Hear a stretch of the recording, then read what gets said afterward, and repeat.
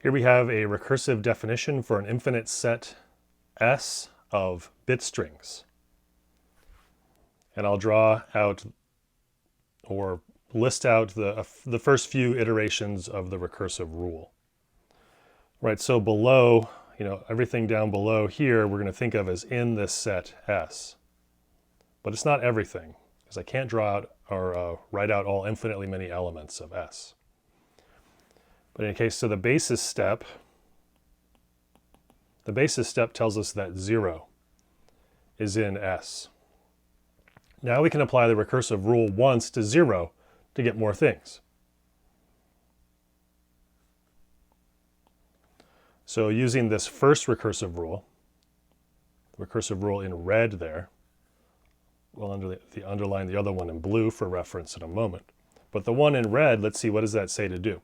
It says, well, for anything that's in S, do X, do this. Well, the thing in S that we're using is 0, so we're going to do this. 0, 1, leave a place for 0, and then 0, 1, so we put 0 in there. Right? So that's our new string. Okay, the blue rule says 1, 1, put whatever is in there, and then a 0, 0. Whatever came from the basis step, that happened to be a 0, so we put that there. This is recursive rule 1. This is the first iteration of the recursive rule. Now we'll run another iteration of the recursive rule on each of our 2 new elements that were created in recursive rule 1. Okay, so let's see. So using the red rule, we have 0, 1, leave some space, 0, 1, and then take everything and just put it right there. Okay, so that's 0, 1, 0, 0, 1. And now using the blue rule, we have 1, 1, 0, 0 at the end, and 0, 1, 0, 0, 1 in the middle. So 0, 1, 0, 0, 1 in the middle. Okay, same idea. Using the red rule, we got 0, 1, leave some space, 0, 1, and now 1, 1, 0, 0, 0 in there. 1, 1, 0, 0, 0 in there. And this one, let's see, we've got 1, 1, leave some space, 0, 0. Now 1, 1, 0, 0, 0. All right, so this was recursive rule 2. And now one thing I should emphasize is notice how we create recursive rule, all the stuff in using 2 applications of the recursive rule. What's under recursive rule 2 here, right? Everything that's created there is created by, we look back and see what was in recursive rule 1 and apply the recursive rule to that. So same idea, how are we going to make recursive rule 3? Okay, so first I'm going to look at this one and I'm going to apply both the red and the blue recursive rules to it. So let's see, you've got 0, 1, 0, 1, leave myself a lot of space there. You can see that it's going to be a lot I got to fit in there. Okay, so that's 0, 1, 0, 1, 0, 1, 0, 1, 0, 0, 1, 0, 1, 0, 0, 1, 0, 1. Okay, there we go. Now the blue, let's see, 1, 1, and a 0, 0. Let's see, we have 0, 1, 0, 1, 0, 0, 1, 0, 1.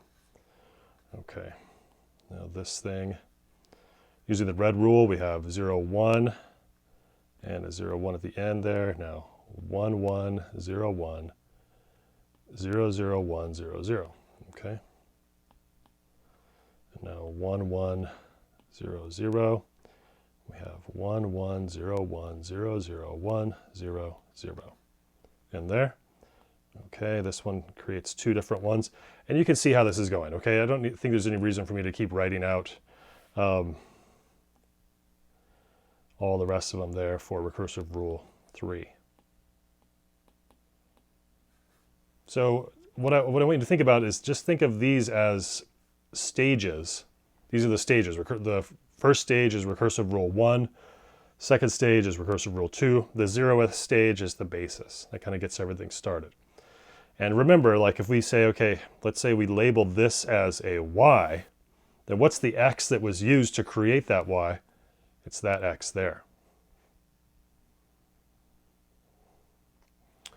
Okay, and another thing to notice is that we might see a property cropping up here. We might see some sort of property that's cropping up here. Let's see. Notice that in the basis stage, the weight of that string is 0. The weight is 0. Remember, what is the weight? The weight is the number of ones in the string. In recursive rule 2, in that stage, everything has weight 2. In recursive rule 2, everything has weight 4. Right? If you add up all the ones, how many ones does each of the things in recursive rule 2 have? Let's see, that one has 4. That one has 4, that one has 4, that one has 4. So the weight is 4.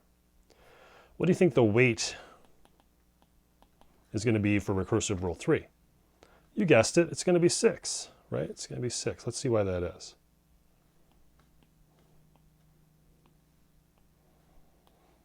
Right, let's see.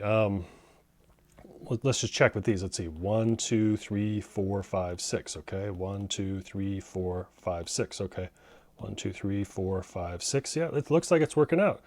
1, 2, 3, 4, 5, 6. Okay, so what about each of these strings that we're going to get here once we apply the recursive rules to this one and this one? Are those going to have weight 6 or 6 ones in them?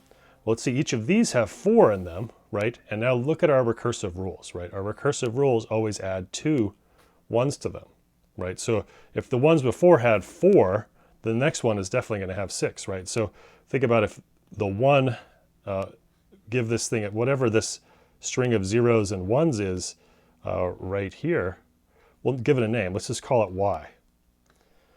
Well, how do we know y has weight 6 or 6 ones in it? Well, let's see.